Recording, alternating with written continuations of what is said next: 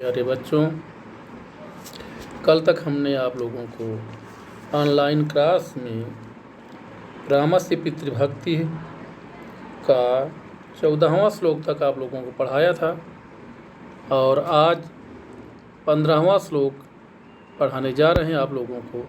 आप लोग स्क्रीन में भी देख सकते हैं और आपकी राजीव प्रकाशन की पुस्तक में पेज नंबर 48 पर है। देखिए 15वां श्लोक। अहो धिंग नार्हसे देवी वक्तुं मामीदृशं वचः अहम ही वचनात् राज्ञः पतयेयमपि पावके। अब इसका बच्चों शब्द विभाग देखिए। अहो धिंग न अर्हसे देवी वक्तुं माम ईदृशं वचः अहम ही वचनात् राज्ञः पतेयम आपी पावके। अब इसका अन्वय देखिए बच्चों। अन्वय इसका पेज नंबर 73 में देखिए। अहो धिंग माम देवी ईदृशं वचः वक्तुं न अर्हसे राज्ञः वचनात् ही अहम पावके अपि पतेयम। अहो मने अरे,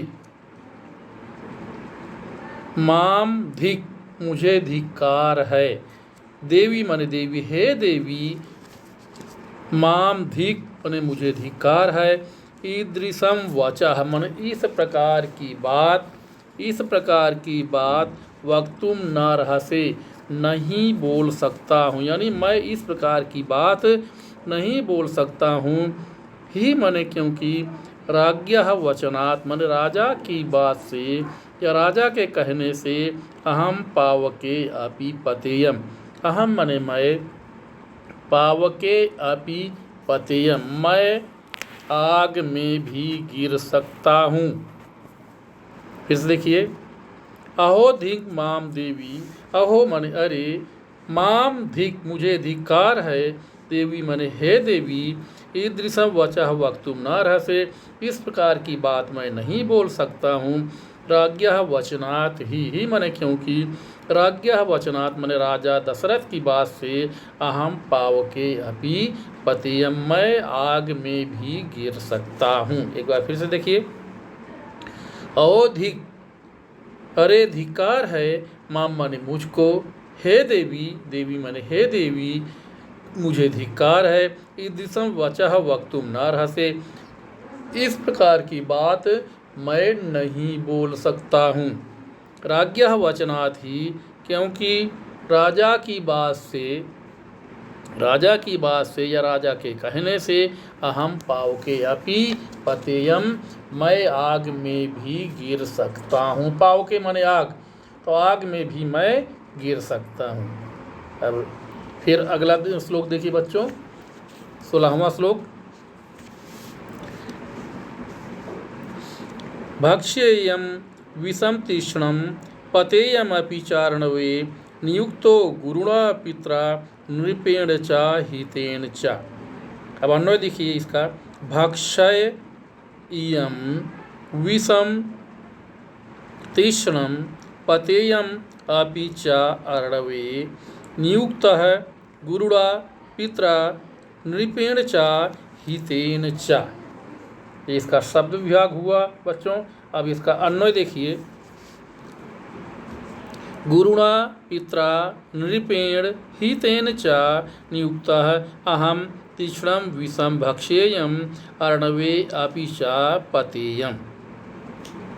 करें गुरुणा माने गुरु के द्वारा, पित्रा माने पिता के द्वारा, नृपेण हितेन च और राजा के हित में, यानी गुरु के, पिता के, राजा के और राजा के हित के लिए नियुक्त मन नियुक्त, अहम मने मैं, तीक्ष्णम विषम भक्ष्येयम तीक्ष्ण मने बहुत भयंकर, विषम भक्ष्येयम विष खा सकता हूँ, अर्णवे अपि च पतेयम च मने और, अर्णवे मने समुद्र में भी, अपि मने भी, पतेयम मने गिर सकता हूँ या कूद सकता हूँ।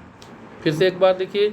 गुरुणा पित्रा नृपेण हितेन च, गुरु पिता और राजा के हित में नियुक्त मने लगा हुआ, अहम मने मैं, तीक्ष्णम विषम भक्षेयम भयंकर या तीक्ष्ण विष को भी खा सकता हूँ, अर्णवे अपि चापतेयम और समुद्र में भी मैं गिर सकता हूँ। एक बार फिर देखिए, गुरुड़ा पित्रा नृपेण हितेन च नियुक्त, गुरु पिता और राजा के हित में नियुक्त, हम माने मैं, तीक्ष्णम विषम भक्षेयम मैं भयंकर विष खा सकता हूँ, अर्णवे अपि चापतेयम और समुद्र में भी कूद सकता हूँ। अब अगला श्लोक देखिए बच्चों, 17वां श्लोक।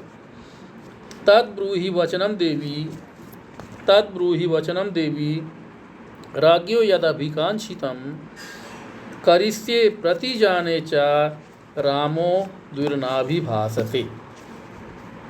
इसका शब्द विभाग देखिए बच्चों, तद्ब्रूहि वचनम देवी राज्ञः यद अभिकांक्षितं करिष्ये प्रतिजाने च रामः द्विह न अभिभासते। तो बच्चों ये बहुत महत्वपूर्ण सूक्ति है आखिरी वाली, रामो द्विर न अभिभासते। इसको आप लोग अंडरलाइन कर सकते हैं, अंडरलाइन करके इसकी सूक्ति तैयार कीजिएगा, बहुत महत्वपूर्ण सूक्ति है। इसका अब अन्वय देखिए बच्चों, अन्वय देखिए 17वें श्लोक का। देवी राज्ञः यद अभिकांक्षितं तद्वचनं ब्रूहि अहं तत् प्रतिजाने करिष्ये रामः द्विह न अभिभासते। देवी मने हे देवी, राज्ञः यद अभिकांक्षितम राजा, यद मने जो, अभिकांक्षितम मने चाहते हैं, यानी राजा की जो भी इच्छा है या राजा जो चाहते हैं, तद वचनम ब्रूहि वह बात, ब्रूहि माने बताओ। हे देवी, राजा यद अभिकांक्षितम माने जो भी चाहते हैं या जो भी उनकी इच्छा है, तद वचनम ब्रूहि वह बात बताओ। अहम माने मैं, तत्प्रतिजाने करिष्ये, तत् माने वह, प्रतिजाने माने प्रतिज्ञा, करिष्ये माने करता हूँ, मैं प्रतिज्ञा करता हूँ, रामः द्विह न अभिभासते, क्योंकि रामः माने राम, द्विह न अभिभासते दो तरह की बातें नहीं बोलता। यानी राम ऐसा व्यक्ति है कि वो दो बातें नहीं बोलता, यानी कि अभी कह दूं कि मैं ये काम करूंगा और फिर बाद में कह दूं कि मैं नहीं, ये काम मैं नहीं करूंगा। तो इस तरह से रामचंद्र जी कहते हैं कि मैं दो तरह की बातें नहीं करता, यानी राम दो तरह की बातें नहीं करता। फिर देखिए एक बार, देवी माने हे देवी, राज्ञः यद अभिकांक्षितम राजा जो भी चाहते हैं, तद वचनम ब्रूहि वह बात बताओ, ब्रूहि माने बताओ। अहम तत्प्रतिजाने करिष्ये, अहम माने मैं, तत्प्रतिजाने करिष्ये वह प्रतिज्ञा करता हूँ, रामः द्विह न अभिभासते राम दो तरह की बातें नहीं बोलता। अब अगला श्लोक देखिए बच्चों, 18वां श्लोक देखिए। तमार्जव समायुक्तम अनार्या सत्यवादिनम उवाच रामम कैकेयी वचनम भृषदारुणम। इसका शब्द विभाग देखिए बच्चों, तम आर्जव सम समायुक्तम अनार्या सत्यवादिनम उवाच रामम कैकेयी वचनम भृषदारुणम। अब इसका अन्वय देखिए बच्चों, 18वां श्लोक का। अनार्या कैकेयी आर्जव समायुक्तम सत्यवादिनम तम रामम भृषदारुणम वचनम उवाच।